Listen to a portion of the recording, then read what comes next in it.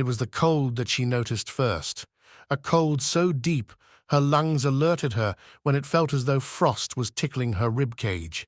She gasped, poorly, throat not quite remembering how.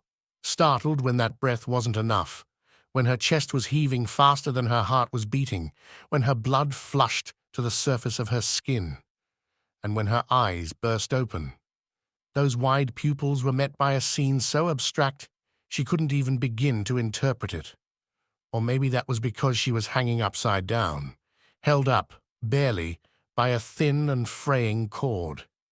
Panic set in quicker than a fox tearing up a henhouse.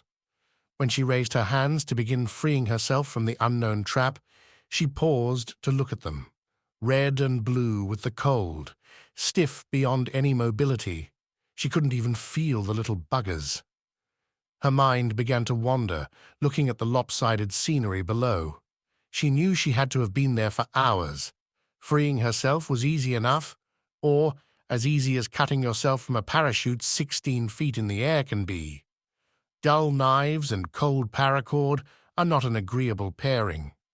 In the heated passion of simply wanting to get down from the tree, she hadn't thought it through all the way. Not until she was face down in a bed of moss and hearty sword fern that she realized quite how high she was.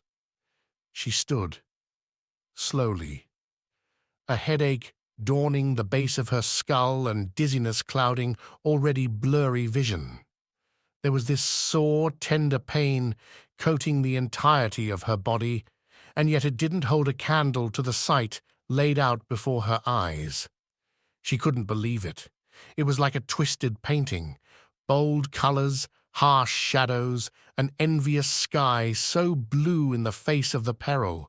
It seemed wrong how still the evergreens stood, how softly the breeze whistled through its needles, and how green the grass looked amid the sheer chaos.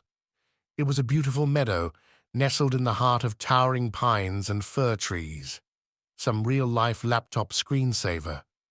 But at its center, right in front of her terrified eyes, was something ugly and wrong.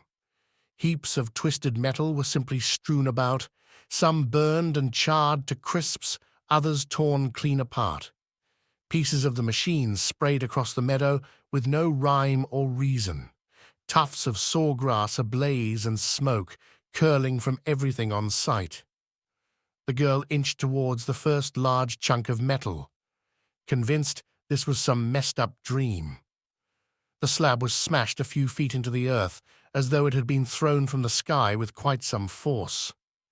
She reached out to touch it. Strange textured metal with patches of fine welding. Words and letters stamped in blues and blacks, but completely incomprehensible. Her lips drew in a thin line, eyes narrowing. She did not even bother to entertain the theories and worries already creeping into her mind. Instead, she mounted the thing, climbing like a child over exposed wired and tubing and ashy gray edges. She stood on top and simply looked. At least, she was looking.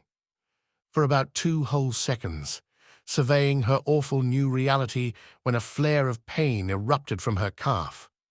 She snapped her attention down to her feet, eyes wide. She was bleeding. Trickles of her blood plopped down onto the cool metal. Puzzled, she thought her skin had merely snagged on some sort of edge climbing up, until, of course, some animal paw lashed over the edge, until a roar filled the still, silent air. The sound of it seemed to activate something primitive, something no teenage girl would ever expect to feel. But there she was, leaping from the scrap of metal and lurching towards the tree line. Part of her screamed not to. Part of her conscience strangled every muscle in her body to stop her from careening into the dark abyss of the forest. Trees so large and shadows so deep, it seemed as though they could swallow her whole. It was like running from one terror straight into the belly of the next.